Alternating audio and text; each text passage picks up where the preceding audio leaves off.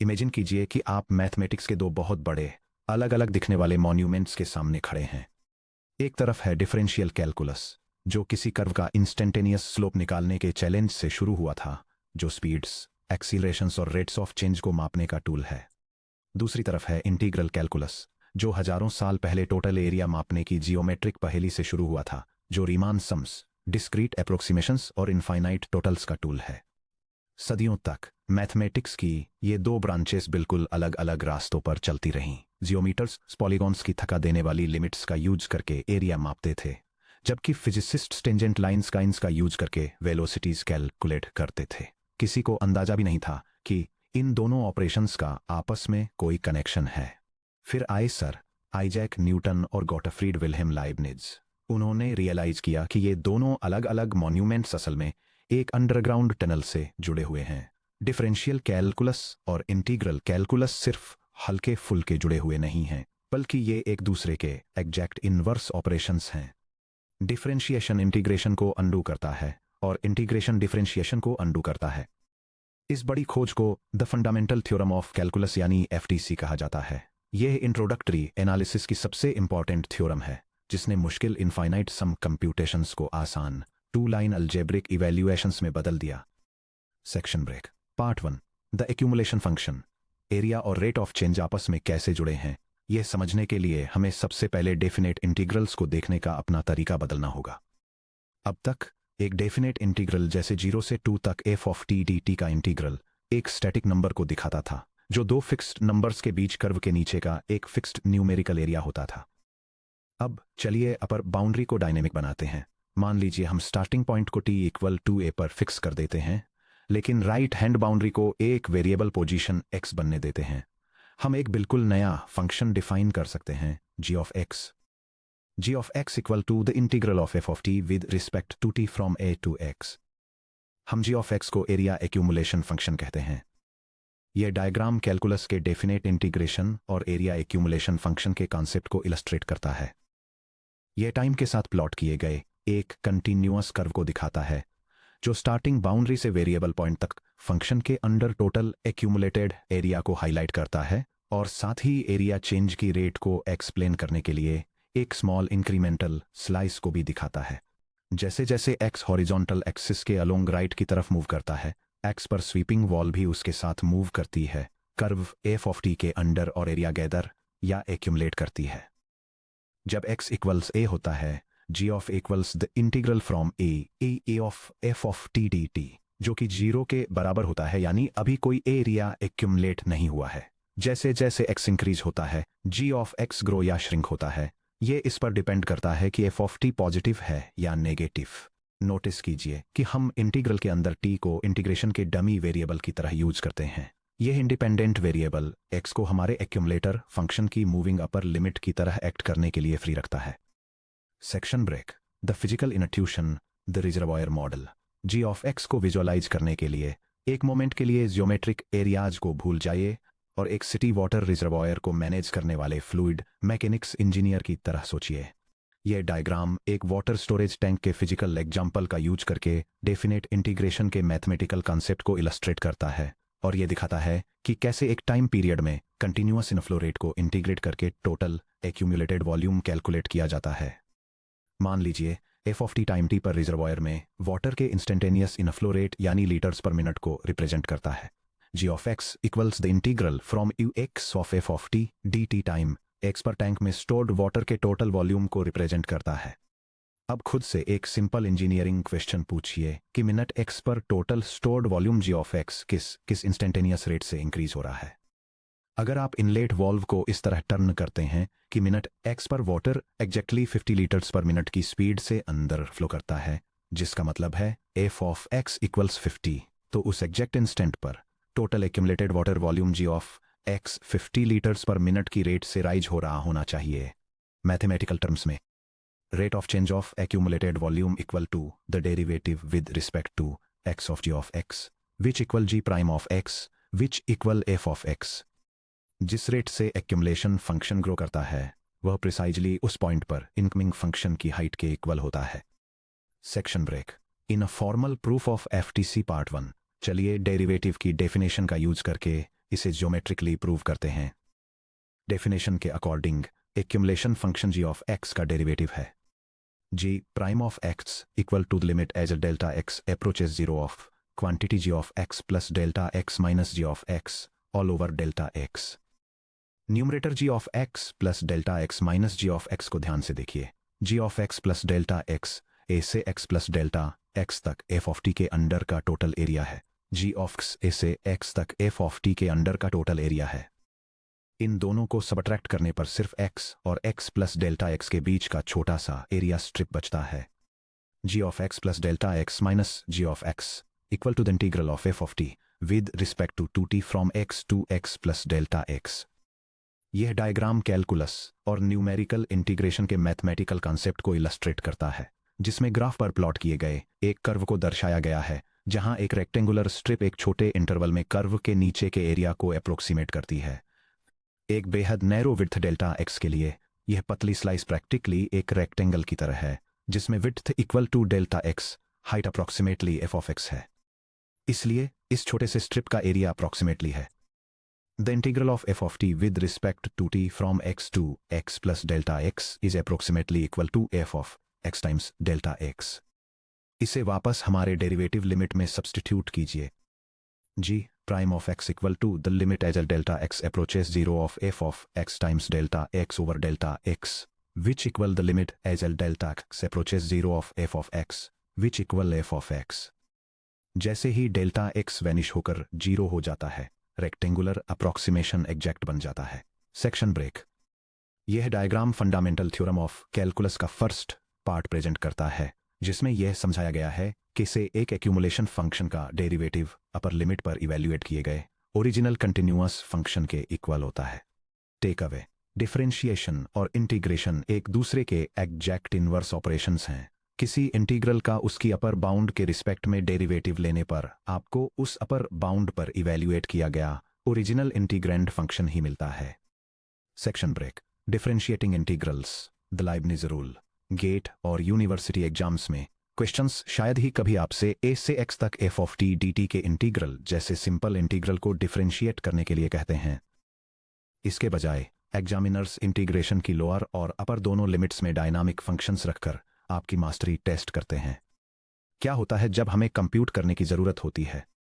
The derivative with respect to x of the integral of f of t with respect to t from u of x to v of x। इसे handle करने के लिए हम integral sign के under differentiate करने का Leibniz rule बनाने के लिए एफटीसी पार्ट 1 को चैप्टर के चेन रूल के साथ कंबाइन करते हैं। Section break. Leibniz rule derive करना। मान लीजिए एफ ऑफ टी का एक एंटी डेरिवेटिव है, ताकि f prime of t equal to f of t हो। इंटीग्रेशन की प्रॉपर्टीज के हिसाब से the integral of f of t with respect to t from u of x to v of x equal to capital f of v of x minus capital f of u of x. अब chain rule का use करके x के respect में derivative लीजिए। The derivative with respect to x of the integral of f of t with respect to t from u of x to v of x equal to the derivative with respect to of capital f of v of x minus capital f of u of x।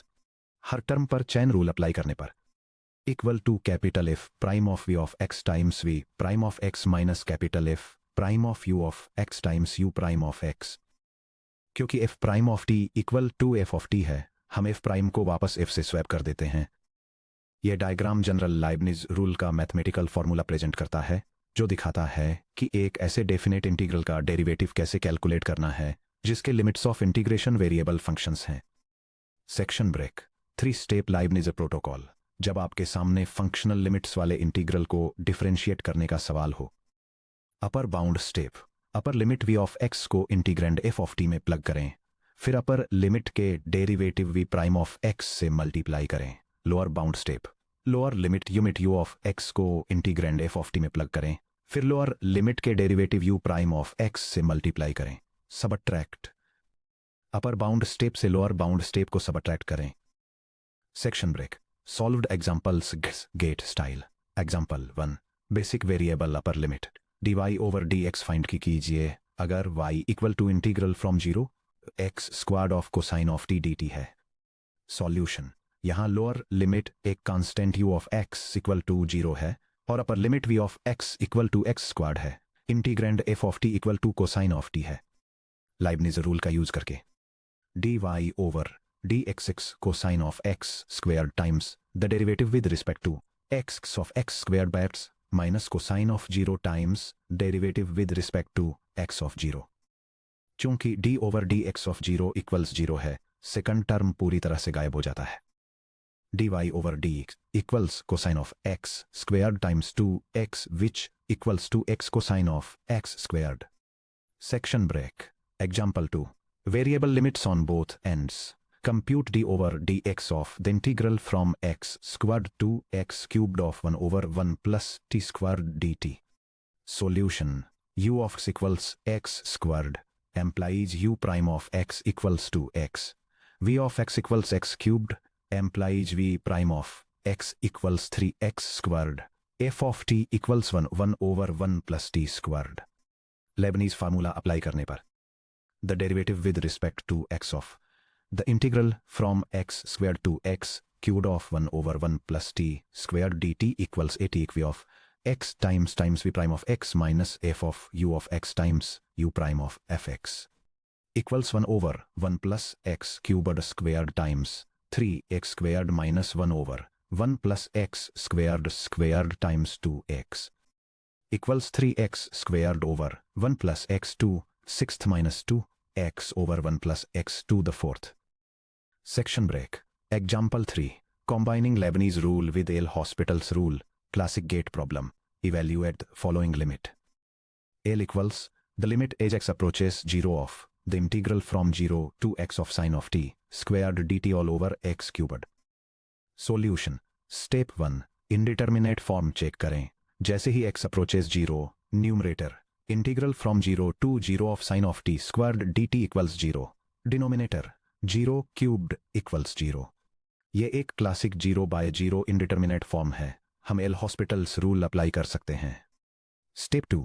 L'Hospital's rule apply करें। Numerator और denominator को x के respect में differentiate करें।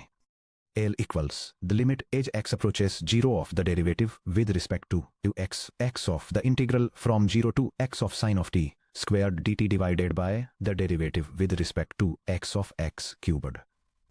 FTC part 1 के अनुसार numerator का derivative simply sine of x squared times 1 equals sine of x squared है। डिनोमिनेटर का डेरिवेटिव 3x स्क्वायर्ड है। L equals the limit as x approaches 0 of sine of x squared over 3x squared. Step 3. Simplified limit evaluate करें। Fundamental trigonometric limit याद करें। Limit as theta approaches 0 of sine of theta over theta equals 1. Setting theta equals x squared. L equals 1/3 times the limit x approaches 0 of sine of x squared over x squared which equals 1/3 times 1 which equals 1/3. 3 part 2 the evaluation theorem. अब हम integral calculus के operational power house पर आते हैं। FTC part 2।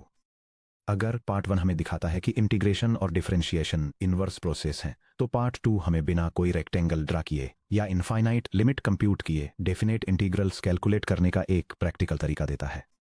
यह block fundamental theorem of calculus part 2 के statement को present करता है।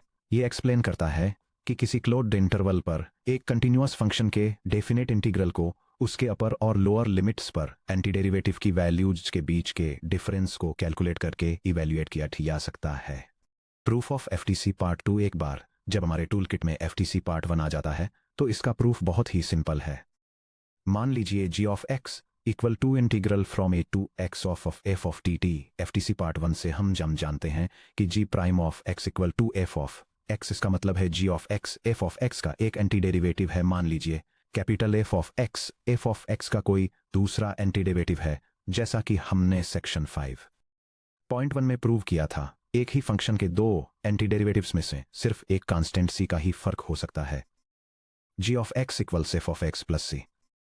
अब चलिए इस इक्वेशन को x इक्वल टू a पर इवैल्यूएट करते हैं। g of a equals f of a plus c। चूंकि g of a equal to integral from a to a of t dt जो कि 0 के इक्वल है, हमें मिलता है 0 equals f of a plus c which implies c equals negative f of a। Next equation को x equal to b पर evaluate करें। g of b equals f of b plus c। C equal to minus capital F of A और G of B equal to integral from A to B of F of T dt substitute करें। The integral from A to B of F of T dt equals F of B minus F of A। Dummy variable t को x से replace करते ही proof complete हो जाता है। Revisiting the parabola FTC versus Riemann sum section 5.3 में इसे calculate करने के लिए हमें 2 पेज लंबे टीडियस अलजेब्रा पॉलिनोमियल एक्सपेंशंस और लिमिट कंप्यूटेशंस कर पड़े थे। The integral from 0 to 1 of x square dx equals 1/3। चलिए FTC पार्ट 2 का यूज करके इसी एग्जैक्ट इंटीग्रल को फिर से री-इवेलुएट करते हैं। f of x equal to x squared के लिए एक anti derivative f of x find कीजिए। इंटीग्रेशन के पावर रूल से f of x equal to x cubed over 3। f of b minus f of a को evaluate कीजिए। The integral from 0 to 1 of x square dx equals x cubed over 3 evaluated from 0 to 1 which equals 1 cubed over 3 minus 0 cubed over 3 which equals 1/3 minus 0 which equals 1/3। 2 lines of elementary arithmetic 2 pages of infinite series algebra को replace कर देती हैं। यही fundamental theorem of calculus की असली power है। Section break. Worked examples FTC part 2 के through definite integrals. चलिए अलग अलग इंजीनियरिंग कॉन्टेक्स्ट में FTC पार्ट 2 को अप्लाई करने की प्रैक्टिस करते हैं। Problem 1। Standard trigonometric integration I equal to the integral from 0 to pi over 4 of secant squared of x dx को इवेलुएट कीजिए। Solution. Integrand f of x equal to secant squared of x। Anti derivative हमें पता है कि tangent of x का with respect to x derivative secant squared of x के equal होता है, इसलिए f of x equal to tangent of x। FTC part 2 apply करने पर I equals tangent of x evaluated from 0 to pi over 4 which equals tangent of pi over 4 minus tangent of 0 which equals 1 minus 0 which equals 1। Section break. Problem 2। Substitution का use करके definite integral I equal to the integral from 0 to 2 of x square times the square root of x cubed plus 1 dx को evaluate कीजिए। Solution method 1। Change limits of integration. Recommended method. जब किसी definite integral पर u substitution perform करते हैं तो variable x के साथ इंटीग्रेशन बाउंड्स को ट्रांसफॉर्म करना सबसे क्लीन तरीका होता है। मान लीजिए u equal to x cube plus 1।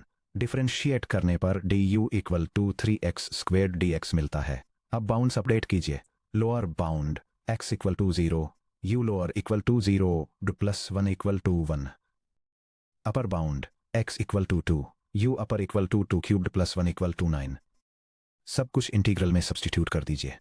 I equals the integral from 1 to 9 of the square root of u du which equals the integral from 1 to 9 of u2 to the 1/2 du।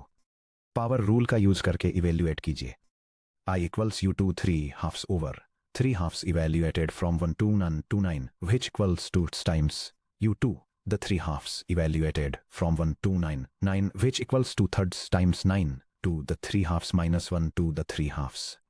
क्योंकि 9 to the power of 3 halves equal to square root of 9 cubed जो equal to 3 cubed है जो equal to 27 है। I equals 2/3 times quantity 27 minus 1 which equals thirds times 26 which equals 52/3। Section break। Solution method 2।